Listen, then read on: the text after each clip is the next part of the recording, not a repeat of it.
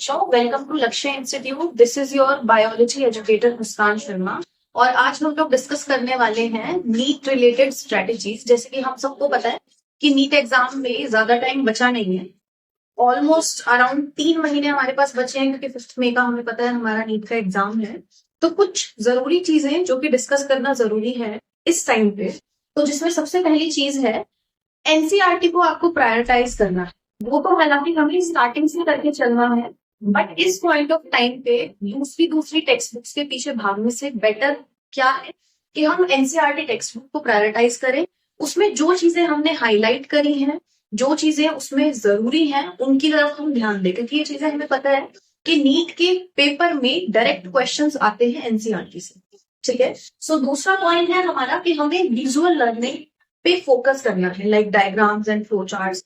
पूरी पूरी थ्योरी ना पढ़ के, एनसीईआरटी ही नहीं, एनसीईआरटी तो हमें लाइन टू लाइन पढ़ना है, बाकी पूरी पूरी थ्योरी ना पढ़ के बड़े बड़े पैराग्राफ्स को की बजाय हम डायग्राम्स पे फोकस करें और फ्लो चार्ट्स पे फोकस करें, क्योंकि हमें पता है कि विजुअल लर्निंग बेटर होती है थियोरिटिकल से। ठीक है। तो हमें डायग्राम्स पे फोकस करना है, फ्लो चार्ट्स पे फोकस करना है, क्योंकि लास्ट टाइम पे हमारे वो ही सब काम आता है।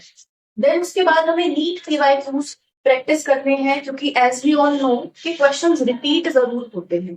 ठीक है। तो नीट रिवाइज सबसे जरूरी है, बाकी क्वेश्चंस भी प्रैक्टिस करते हैं, लेकिन उसके अलावा सबसे ज्यादा जरूरी चीज जो है वो है नीट रिवाइज उसको प्रैक्टिस करना। तो ये चीज हमें बिल्कुल भी नहीं छोड़नी है, ये पॉइंट हमें बिल्कुल भी स्किप नहीं करना। उसके बाद एक बैलेंस्ड स्टडी शेड्यूल बना के हमें चलना है। रीजन बीइंग, बहुत सारे बच्चों के साथ ही प्रॉब्लम होती है कि जैसे कि एक सब्जेक्ट हम पढ़ रहे हैं, दूसरे को हम बिल्कुल ही साइडलाइन कर देते हैं, पढ़ना ही बंद कर दिया। बायोलॉजी पढ़ रहे हैं तो सिर्फ बायोलॉजी पढ़ रहे हैं, फिजिक्स केमिस्ट्री को बिल्कुल हटा दिया। या फिर अगर फिजिक्स केमिस्ट्री को फोकस किया है तो बायोलॉजी को बिल्कुल साइडलाइन कर दिया। वो चीज हमें नहीं करनी है। सबसे बड़ी ब्लंडर जो होती है वो यही होती है नीट की प्रिपरेशन में। जब भी आप किसी कॉम्पिटेटिव एग्जाम की प्रिपरेशन कर रहे हैं, एक बैलेंस्ड स्टडी शेड्यूल बनाओ, तीनों सब्जेक्ट्स को हर दिन टाइम दो। ठीक है। ऐसा नहीं है कि आप एक सब्जेक्ट को पढ़ रहे हो दूसरे की तरफ ध्यान ही नहीं दे रहे हो। तीनों सब्जेक्ट्स को इक्वली आपको ध्यान देना है, तीनों सब्जेक्ट्स को इक्वली लेके चलना है। ठीक है। तो उसके बाद अगली चीज हमारे पास आ जाती है मॉक टेस्ट।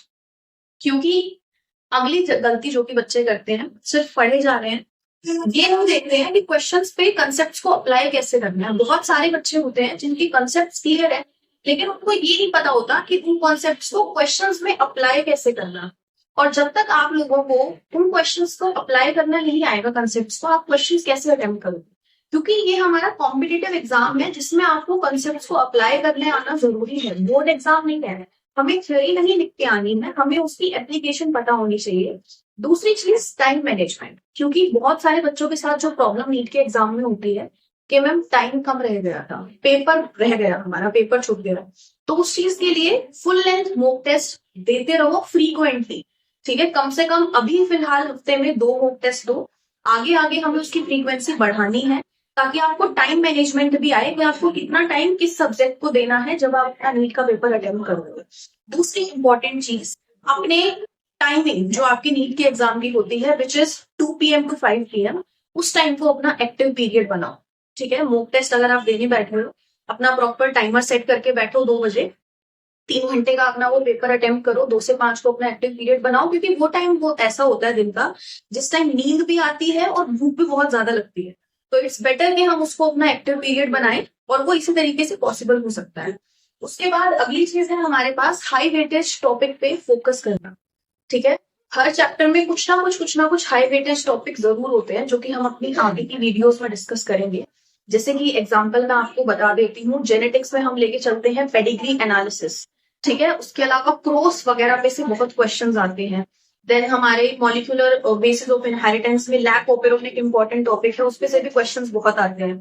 ठीक है। तो कुछ इस तरीके के जो टॉपिक्स होते हैं हर चैप्टर में हाई वेटेज वाले, जिनपे से क्वेश्चन आने के चांसेस ज्यादा हैं, उन पे हमें फोकस ज्यादा करना है। बाकी टॉपिक्स भी पढ़ने हैं, ऐसा नहीं ऐसे इंपॉर्टेंट टॉपिक पढ़ लिए, बाकी भी पढ़ने हैं, लेकिन उन टॉपिक्स पे हमें फोकस ज्यादा करना है जिनमें से क्वेश्चन आने के चांसेस ज्यादा है। उसके बाद सबसे जरूरी मोटिवेटेड रहना है, पॉजिटिव रहना है। मॉक टेस्ट आप अटेम्प्ट कर रहे हो, मार्क्स कम आ रहे हैं, उसकी वजह से ये परेशान नहीं होना है। बहुत बच्चे होते हैं परेशान होकर बैठ जाते हैं, मैम कुछ याद नहीं रह रहा है, मैम ऐसा लग रहा है पहले कुछ पढ़ा ही नहीं था। वो इसलिए क्योंकि आप लोग टेंशन लेना शुरू कर देते हो कि टेस्ट में तो मार्क्स ही नहीं आ रहे। उस चीज से आपको परेशान नहीं होना है, उसका सॉल्यूशन ढूंढना है। और सॉल्यूशन ये है कि जो वीक टॉपिक्स हैं, जो आपके वीक पॉइंट्स हैं, उन पे आपको काम करना है, उससे आपके मार्क्स बढ़ेंगे। क्योंकि आप लोग पढ़ चुके हो, आपने सब कुछ पढ़ा है, ये आपका रिवीजन का टाइम है। तो मोटिवेटेड रहना है कि हाँ हम कर सकते हैं। अपना पॉजिटिव एटीट्यूड रखो, बिना पढ़े पॉजिटिव एटीट्यूड नहीं रखना है, ठीक है। परेशान नहीं होना है कि हाँ हो नहीं रहा है, हो नहीं रहा है। अब आप बैठ के सिर्फ सोच रहे हो कि हाँ हो नहीं रहा है, मार्क्स कम आ रहे हैं, हो नहीं रहा है, मार्क्स कम आ रहे हैं, उससे कुछ नहीं होगा। उससे हो सकता है आपके मार्क्स और कम होते चले जाएं।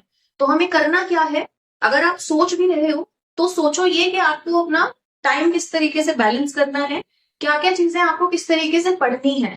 ये नहीं सोचना है कि मार्क्स कम नहीं आ रहे, नहीं हुआ तो क्या होगा। ये चीज तो दिमाग में लानी नहीं है। नहीं हुआ तो क्या होगा, अपना पॉजिटिव एटीट्यूड रखो, मोटिवेटेड रहो। अगर कुछ भी नहीं हो पा रहा है, उस टॉपिक को दोबारा पढ़ो, ठीक है।